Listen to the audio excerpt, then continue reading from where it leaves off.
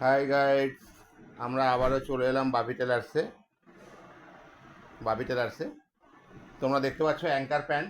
এই অ্যাঙ্কার প্যান্টটা একটু নতুন টাইপের, পুরো প্যান্টের মতন করে কাটা হবে। ভালো করে দেখো, দেখো এখানে ঘের আছে 13।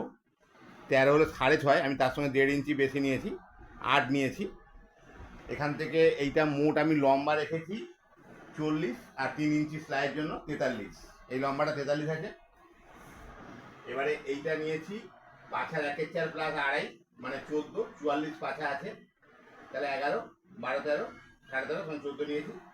এটা হাই নামিয়েছি 17.5, 15.5 হাই, 2 ইঞ্চি মোড়ার জন্য 17.5। এখান থেকে এটাও নিয়েছি 14, আর নিচে নিয়েছি 8, 8.5 আছে। ও ঘের আছে 14, 14 অর্ধেক 7, আর 1.5 ইঞ্চি লাগাবো 8.5।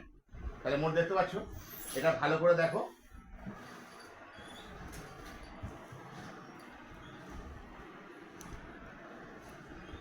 দেখো ভালো করে।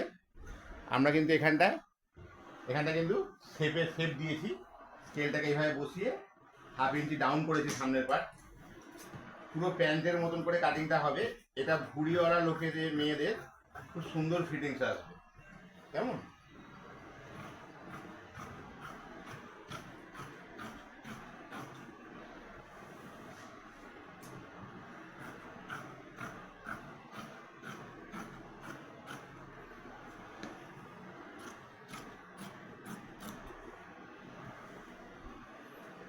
দেখতে পাচ্ছ?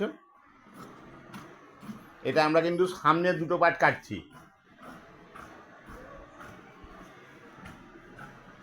এটা পুরো প্যান্টের মতন কাটিং হবে।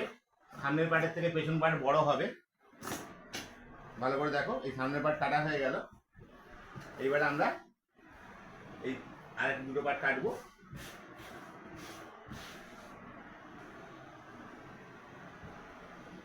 এই সামনের পার্টটা বসিয়ে পেছনের পার্ট কাটবো। সামনের পার্টটা 1.25 ইঞ্চির মতন আমি ডাউন দিয়েছিলাম, মানে ভুঁড়ির দিকে ঢাল আর কোমরের দিকে ওঠা। ব্যাক পার্টটা পুরো 1.5 ইঞ্চি উঁচু হবে, পেছন দিকটা, সামনের দিকটা ভালো করে দেখে নাও।